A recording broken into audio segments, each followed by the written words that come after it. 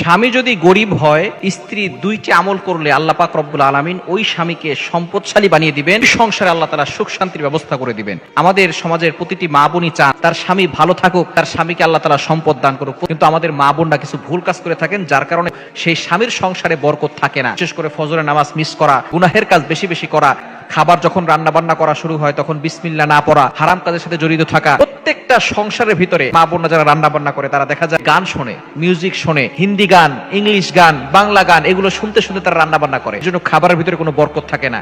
যে সমস্ত মা বোনরা চান যে তার স্বামীর সংসারে বরকত আসুক এবং স্বামীর সম্পদশালী হোক, তারা দুইটি কাজ করবেন। নাম্বার 1, আপনি মাগরিবের নামাজের পরে সূরা ওয়াকিয়া তেলাওয়াত করবেন। হারাম সকল কাজ ছেড়ে দিয়ে মাগরিবের নামাজের পরে সূরা ওয়াকিয়া তেলাওয়াত করবেন। সূরা ওয়াকিয়া যেই ঘরে তেলাওয়াত করা হয় ওই ঘরের ভিতরে আল্লাহ তাআলা কখনো রিজিকের অভাব দেন না, এই ঘরের ভিতরে আল্লাহ তাআলা রিজিকের ব্যবস্থা করে দেন।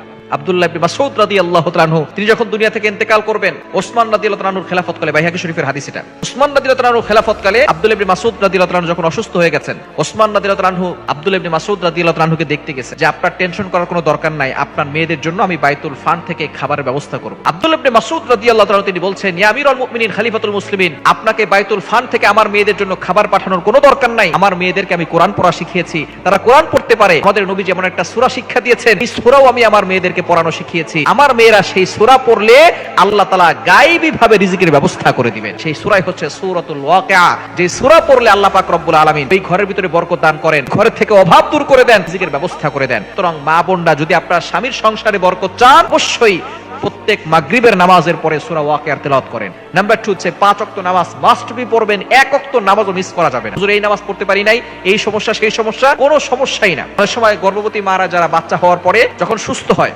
তখন নামাজ পড়তে চায় না, হুজুর বাচ্চা পেশাব করে দিয়েছে। বাচ্চা পেশাব করে দেওয়া আপনার নামাজের বিরতির কারণ নয়, অবশ্যই নামাজ পড়বেন। নামাজের জন্য আলাদা একটা ড্রেস রাখবেন। ছোট বাচ্চারা তারা পেশাব করতেই পারে, স্বাভাবিক, তারা পায়খানা করে দিতেই পারে, আপনার কাপড় নাপাক হতেই পারে, এজন্য আলাদা আপনি একটা ড্রেস রাখবেন।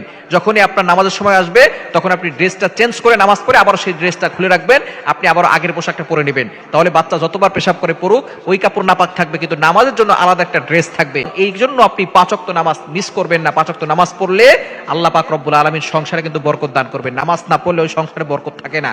5 ওয়াক্ত নামাজের পরে 100 বার করে ইস্তেগফার আমল করবেন, আস্তাগফিরুল্লাহ এবং আস্তাগফিরুল্লাহ রাব্বি মিন কুল্লি যামবি ওয়া আতুবু ইলাই লা হাওলা ওয়ালা কুওয়াতা ইল্লা বিল্লাহিল আলিয়্যিল আযীম, এটা পড়বেন।